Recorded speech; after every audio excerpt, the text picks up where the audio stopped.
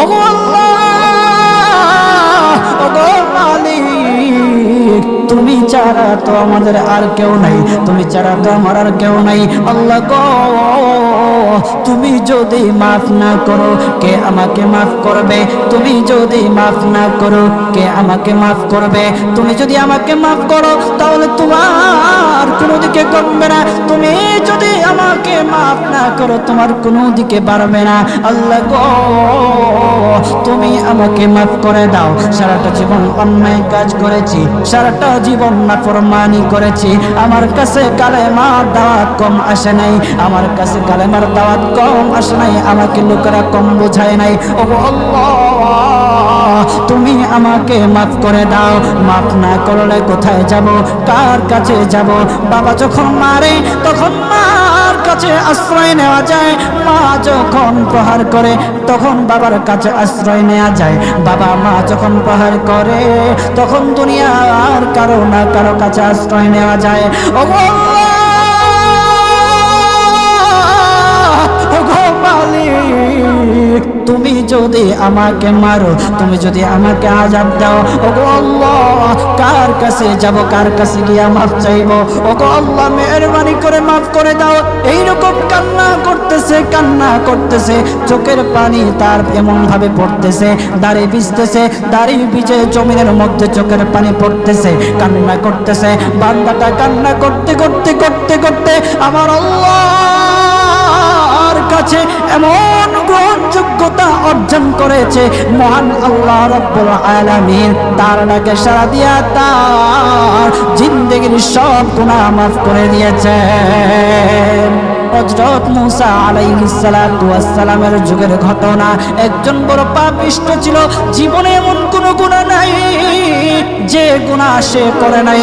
তার গুনার প্রতি অতিষ্ঠ হইয়া, মানুষ তার গুনার প্রতি অতিষ্ঠ হইয়া, গ্রামের লোকেরা তাকে হাত পা বেঁধে জঙ্গলের মধ্যে ফেলে দিয়ে আসে। জঙ্গলের মধ্যে থাকতে থাকে কিছুদিন থাকার পর মালাকুল মউত যখন তার সামনে এসে উপস্থিত, এর আগ মুহূর্তে সে বান্দা আল্লাহর কাছে ডেকে ডেকে বলতেছে, ওগো মালিক, তুমি ছাড়া তো আমাদের আর কেউ নাই, তুমি ছাড়া তো আমার আর কেউ নাই। আল্লাহ গো, তুমি যদি মাফ না করো কে আমাকে মাফ করবে? তুমি যদি মাফ না করো কে আমাকে মাফ করবে? তুমি যদি আমাকে মাফ করো তাহলে তোমার কোনো দিকে কমবে না, তুমি যদি আমাকে মাফ না করো তোমার কোনো দিকে বাড়বে না। আল্লাহ গো, তুমি আমাকে মাফ করে দাও। সারাটা জীবন অন্যায় কাজ করেছি, সারাটা জীবন নাফরমানি করেছি, আমার কাছে কালেমার দাওয়াত কম আসে নাই, আমার কাছে কালেমার দাওয়াত কম আসে নাই, আমাকে লোকেরা কম বোঝায় নাই। ওগো আল্লাহ, তুমি আমাকে মাফ করে দাও। মাফ না করলে কোথায় যাব, কার কাছে যাব? বাবা যখন মারে তখন মার কাছে আশ্রয় নেওয়া যায়, মা যখন প্রহার করে তখন বাবার কাছে আশ্রয় নেওয়া যায়, বাবা মা যখন প্রহার করে তখন দুনিয়ার কারো না কারো কাছে আশ্রয় নেওয়া যায়। ওগো মালিক, তুমি যদি আমাকে মারো, তুমি যদি আমাকে আযাব দাও, ওগো আল্লাহ, কার কাছে যাব, কার কাছে গিয়া মাফ চাইবো? ওগো আল্লাহ, মেহেরবানি করে মাফ করে দাও।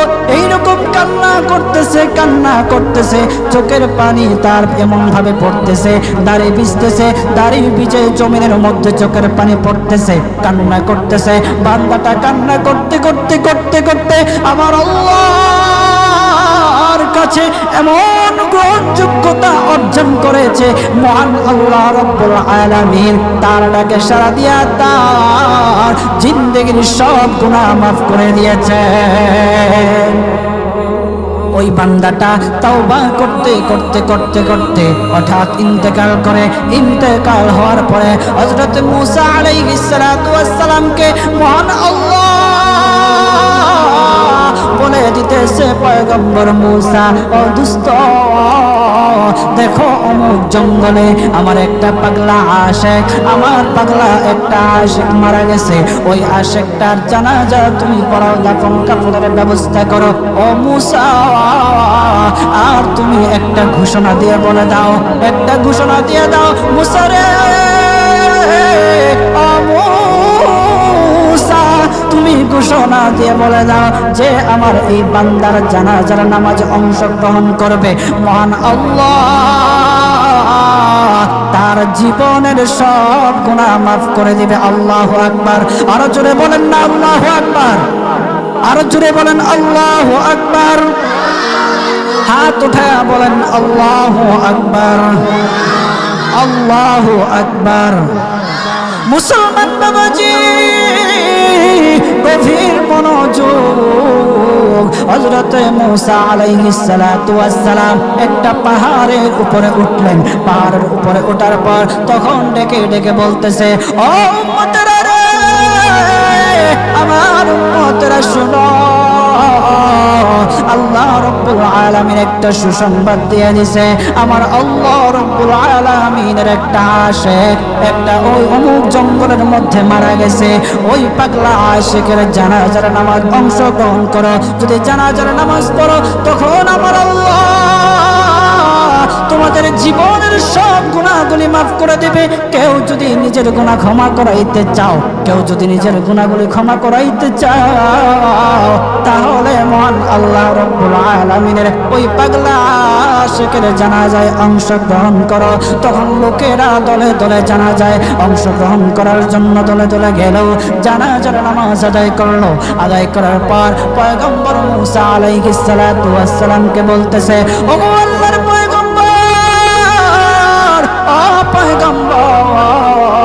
যার জানাজায় অংশগ্রহণ করার কারণে মহান আল্লাহ তার জীবনের সব গুনাহ মাফ করে দেবে, এমন মহা ব্যক্তি তো, এই মহা ব্যক্তিটাকে তো একটা নজরে দেখা দরকার, অবশ্যই দেখা দরকার, আমাদেরকে সেই ব্যক্তিটাকে দেখান। তখন মূসা আলাইহিস সালাতু ওয়াস সালাম বলতেছে, ঠিক আছে, তোমাদেরকে দেখানো হবে।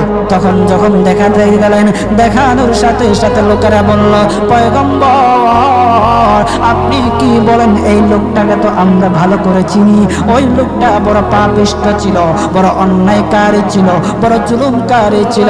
ওগো পয়গম্বর, সমাজে এমন কোন গুনাহ নাই যে সে করে নাই, সমাজে সব গুনাহ করেছে, সমস্ত গুনাহের সাথে সে জড়িত ছিল, সে জড়িত ছিল। তার গুনার কারণে, তার গুনার কারণে আমরা অতিষ্ঠ হইয়া তার হাত পা বেঁধে আমরা তাকে জঙ্গলের মধ্যে ফেলে দিয়ে আসি। এই পাপিষ্ঠ বান্দা আল্লাহ তাআলার বড় আশিক হতে পারে কিভাবে, আল্লাহ তাআলার পেয়ারা হতে পারে কিভাবে? পয়গম্বর মূসা আলাইহিস সালাতু ওয়াস সালাম আল্লাহর কাছে ডেকে ডেকে বললেন, আল্লাহ, লোকেরা কি বলতেছে আর তুমি কি বলো? ওগো আল্লাহ, এর সমাধান কি, এর সমাধান কি? সমাধানটা তো তুমি দিয়ে দাও। আল্লাহ রাব্বুল আলামিন পয়গম্বর মূসা আলাইহিস সালাতু ওয়াস সালামকে সমাধান দিয়েছে। বলতেছে, ও মূসা, দুষ্ট রে, ও দুষ্ট, তারা যা কথা বলেছে, লোকেরা যে কথা বলেছে সত্য বলেছে, আমি আল্লাহ যা বলেছি তাও সত্য বলেছি। ও পয়গম্বর মূসা, তারা যা বলেছে সত্য বলেছে। ওই বান্দা বড় পাপিষ্ঠ ছিল, ওই বান্দা বড় অন্যায়কারী ছিল, কিন্তু শেষ বয়সে আইসা তার হাত পা যখন বেঁধে, তার হাত পা বেঁধে যখন লোকেরা জঙ্গলের মধ্যে ফেলে দিয়ে আসলো, তখন সে আমার কাছে এমন ভাবে কান্নাকাটি করা শুরু করে দিয়েছে, এমন ভাবে তওবা করা শুরু করে দিয়েছে। আমি আল্লাহ তাআলার এত দয়া, আমি আল্লাহ তার ডাকে সাড়া না দিয়ে পারলাম না, তার ডাকে সাড়া দিয়ে দিলাম। ও মূসা, সে তওবা করার সময় যদি সবার জন্য জন্য সে তাওবা করত। যতজন লোকরা বেঁচে আছে, যতজন উম্মতেরা আছে, যতজন লোকেরা আছে, সমস্ত লোকদের জন্য যদি সে আমার কাছে তাওবা করত, আমি আল্লাহ তার তাওবা মুহূর্তের মধ্যে কবুল করে সমস্ত বান্দাদেরকে মাফ করে দিতাম। সুবহানাল্লাহ জুড়ে বলেন, লিল্লাহি তাকবীর, নারে তাকবীর। কত দয়ার আল্লাহ! একটা বান্দা সারা জীবন গুনাহ করেছে, অন্যায় কাজ করেছে, শেষ বয়সে আইসা শুধু আল্লাহকে ডাকছে, আল্লাহর কাছে মাফ চাইছে। আমার আল্লাহ রব্বুল আলামিন তার পিছন দিকে আর তাকায় নাই, আমার আল্লাহ রব্বুল আলামিন তাকে মাফ করে দিয়েছে। সুবহানাল্লাহ। এখন যদি আপনারা মনে করেন এখন তো ইয়ং আছি, কয়দিন পরে তারপরটা বলে ভালো হয়ে যাবে, এই সুযোগ আপনি নাও পেতে পারেন। যাদেরকে বলা হয় যে কিছু লোক আছে আমাদের সমাজে, যদি ওদেরকে বলা হয় যে ভাই দাড়িটা একটু রাখেন না, নামাজটা একটু পড়েন না, একটু বয়স হোক, পোলামাইয়া বড় হোক, দাড়ি রাখে দিন, আছে না এরকম? আপনি কি বিশ্বাস করেন আপনার পোলামাইয়া বড় হইব? সেই সুযোগ আপনি পাবেন? কতটুকু গ্যারান্টি আছে বলেন? বাবার আগে ছেলে চলে যায়, ছেলের আগে বাবা চলে যায়, আবার নাতির আগে দাদাও চলে যায়, আর দাদার আগে নাতিও চলে যায়। ও বাজার, সময় নেই, সময় নেই। গভীর মন দিয়ে একটু চিন্তা করেন, চোখটা বন্ধ করেন। মাঝে মধ্যে আমার এমন উপলব্ধি হয়, চোখটা যখন বন্ধ করে দেই, বন্ধ করে দিয়ে যখন চিন্তায় লাগে, তখন মনে মনে ভাবি, হায় রে, এত কিছু কার জন্য করতেছি? এই মুহূর্তে যদি মালাকুল মউত আমার সামনে আইসা যায়, আমাকে নিয়ে যায়, আমি তো সাদা কাফনের প্যাকেট হয়ে যাব। তখন এই সম্পদ নেয়ার জন্য, আমার জিনিসপত্র নেয়ার জন্য আমার আত্মীয় স্বজনরা কারাকারি, আমি কার জন্য করতেছি? অন্তরটা তখন ফেটে যাওয়ার মতো। আমরা কি করতেছি? কার জন্য করতেছি?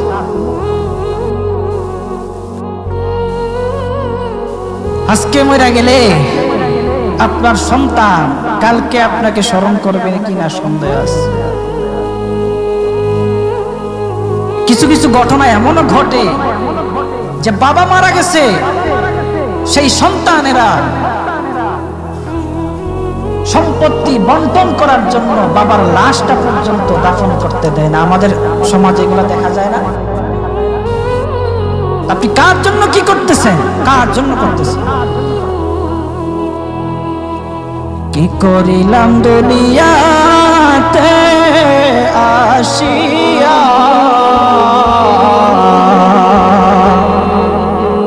দেখো রে মন চিন্তা করে বসিয়া। বসে বসে চিন্তা করে কি করলাম, কি করলাম? ও বাজান, এই জন্য আল্লাহ রাব্বুল আলামিনের কাছে মাফ চান, তাওবা করেন। আল্লাহ রাব্বুল আলামিন আপনার ডাকে সাড়া দিবে, আপনার তাওবা আল্লাহ রাব্বুল আলামিন কবুল করবে। বান্দা যত গুনাহ করুক না কেন, সব সময় আল্লাহ তাআলার রহমত তার পাশে আছে। এই জন্য বাজান, আমরা যারা আছি, আমরা আল্লাহর কাছে তাওবা করব তো ইনশাআল্লাহ। কথা বলেন না ইনশাআল্লাহ? বলেন, কিপটামি করেন কি লেগে? জোরে বলেন।